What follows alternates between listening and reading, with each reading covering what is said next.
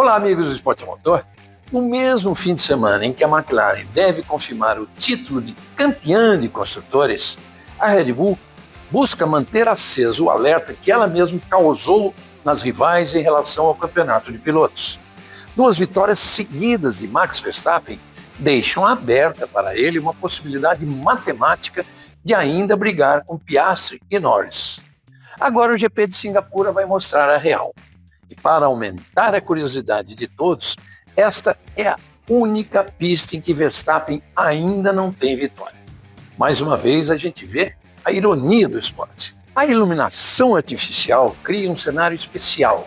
Foi em 2008 que os promotores da corrida resolveram inovar, criando então a primeira corrida noturna da história da Fórmula 1.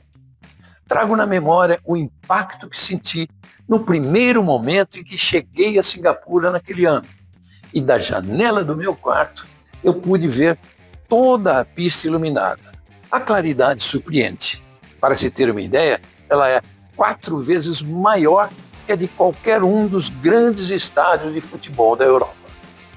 E agora vamos falar desse lugar incrível e do sucesso dessa iniciativa que passou a ser imitada especialmente pelos países onde a corrida acontece sob um clima muito quente.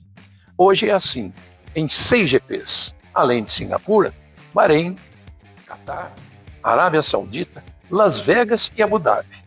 Antes disso, está aí a oportunidade para você se inscrever no canal para curtir todos os nossos conteúdos e deixar seus comentários. Então vamos apertar os cintos, baixar a viseira e acelerar para mais um pré-GP, sempre com apoio do BRB, o Banco do Automobilismo.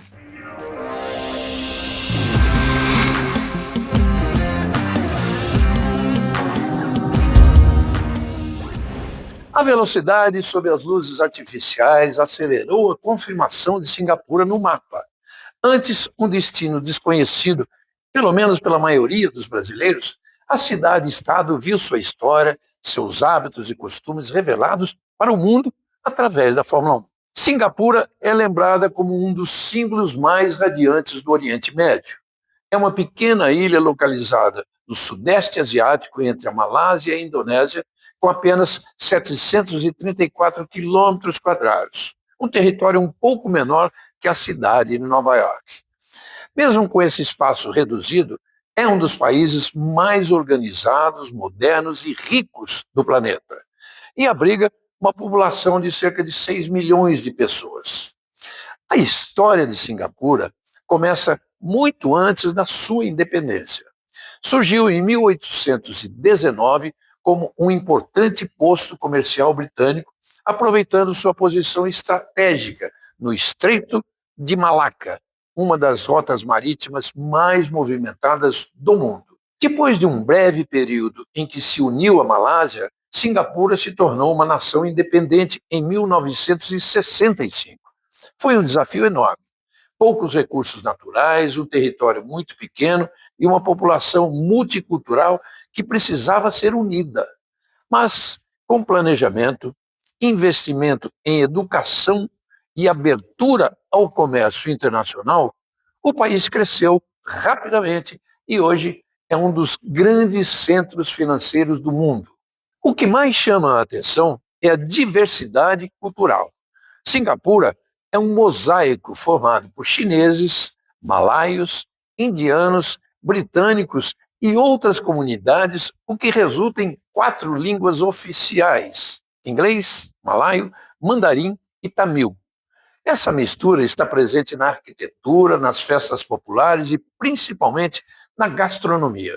Quem visita a cidade não pode deixar de conhecer os hawker centers, praças de alimentação populares, onde é possível experimentar pratos como o Hainanese Chicken, Rice, o Laksa e o Satay, todos a preços bem acessíveis. Em 2020, esses espaços coletivos de comida foram reconhecidos como Patrimônio Cultural Imaterial da Humanidade pela Unesco.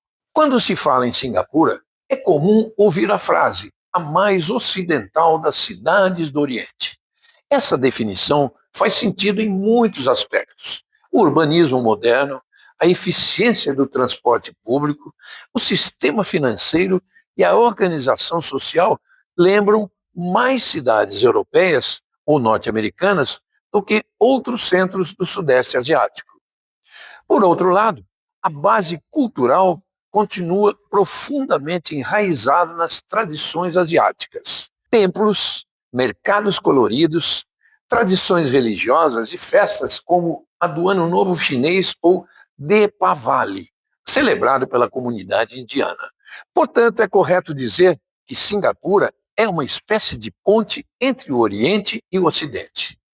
Um dos maiores símbolos do país é o Merlion, estátua de um leão com cauda de peixe, representando força e conexão com o mar. O que inspirou o nome da cidade-estado, Singapura, em sânscrito, quer dizer cidade do leão, embora nunca tenha existido leões na Ásia. O leão vem da visão de um príncipe de Sumatra que acreditou ter avistado o animal na ilha. Provavelmente era um tigre, mas o nome pegou e assim permanece. Uma das imagens mais usadas na divulgação da ilha é o Marina Bay Sands, complexo de hotel, shopping e cassino com um terraço em forma de navio, onde ficam restaurantes, casas noturnas e uma grande piscina de fundo infinito. Uma outra é o Gardens by the Bay, um parque futurista com suas super árvores iluminadas à noite. No campo social, Singapura tem uma das taxas de criminalidade mais baixas do mundo, resultado de leis rígidas e de uma fiscalização intensa. A disciplina é um marco da vida local. Há regras severas contra o desperdício, o vandalismo e até mesmo contra alguns hábitos cotidianos como mascar chiclete, que é proibido no país. Em contrapartida, essa rigidez garante um ambiente seguro, organizado e agradável para moradores e turistas. Singapura é também um dos maiores hubs de conexão do mundo. O aeroporto de Changi é repetidamente eleito o melhor do planeta, oferecendo não apenas infraestrutura eficiente, mas também jardins internos, piscina e até uma queda d'água artificial gigante. Além disso, o Porto de Singapura é um dos mais movimentados do mundo e é fundamental para o comércio global. Ao caminhar pelas ruas, o que se vê é a combinação entre arquitetura histórica e arranha-céus futuristas. Em uma mesma região, é possível encontrar templos hindus, mesquitas, igrejas e prédios comerciais moderníssimos, mostrando como a diversidade religiosa e cultural se integra na rotina diária. Você pode estar caminhando por uma avenida comum, como a das grandes capitais, e ao virar uma esquina, perceber que está voltando no tempo.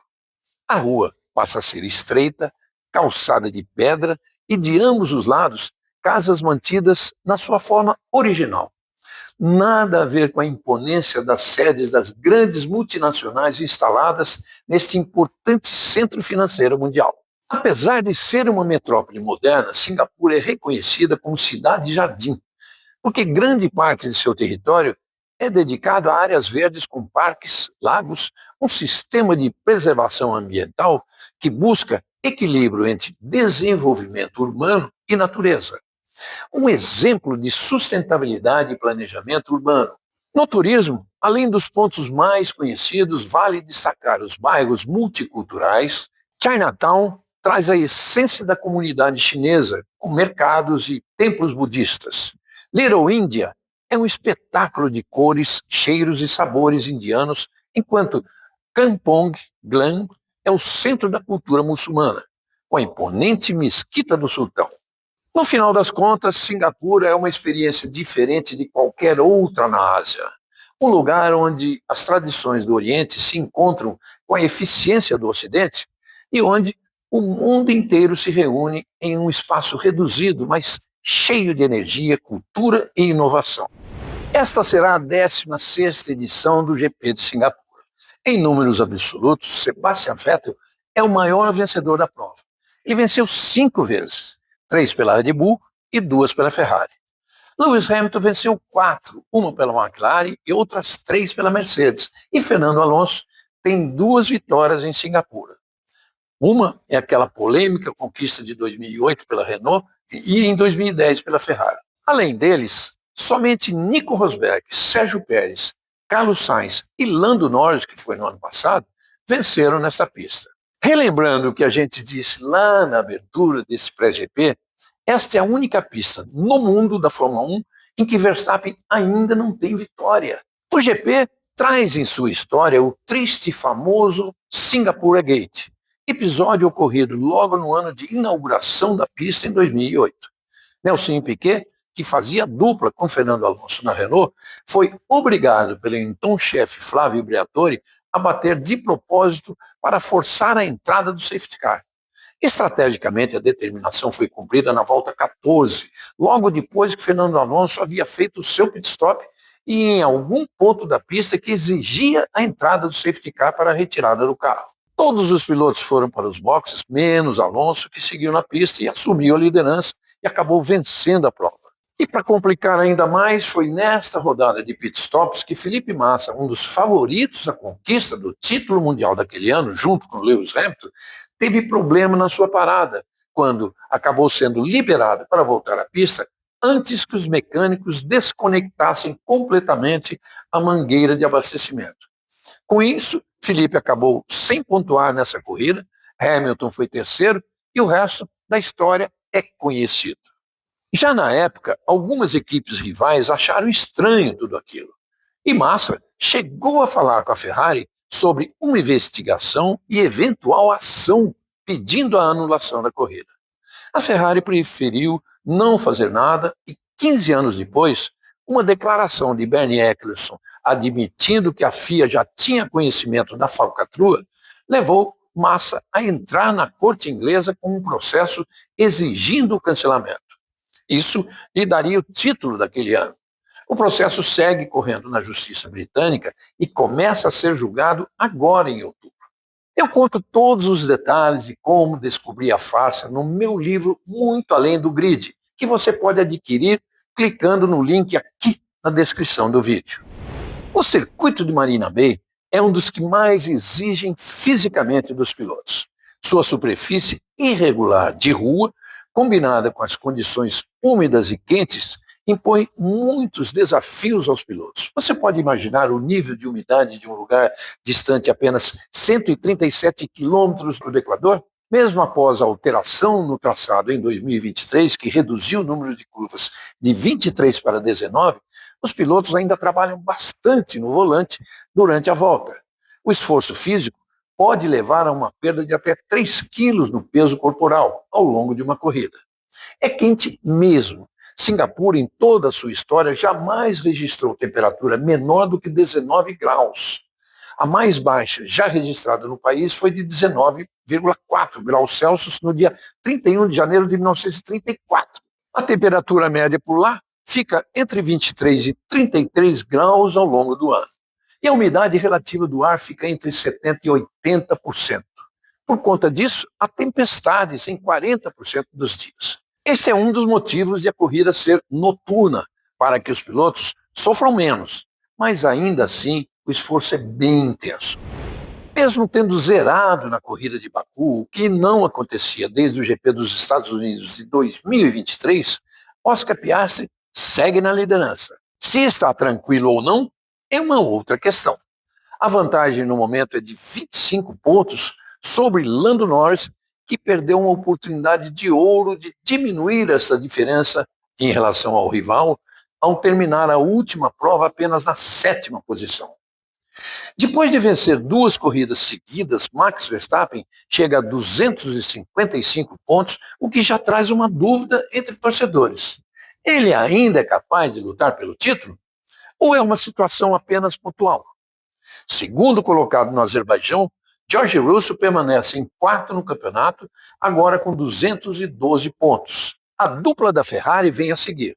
Charles Leclerc com 165 pontos e Lewis Hamilton com 121. Kimi Antonelli voltou a pontuar bem com o 4º lugar na corrida passada, mas segue em 7º na tabela com 78 pontos, apenas 8 à frente de Alexander Albon. Fechando os 10 primeiros, Isaac Hadjar é o 9º com 39 pontos, 2 a mais do que Nico Hülkenberg. A McLaren tinha chances de fechar a fatura no campeonato de construtores já em Baku, mas o abandono de Piastri e apenas o sétimo lugar de Norris não ajudaram.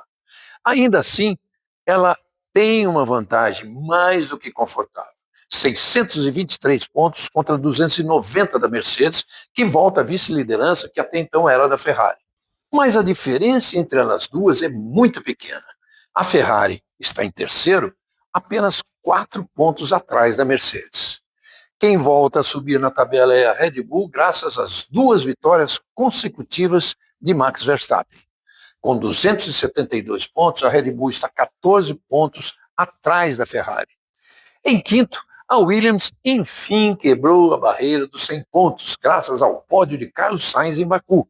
Aliás, o primeiro da equipe desde 2021.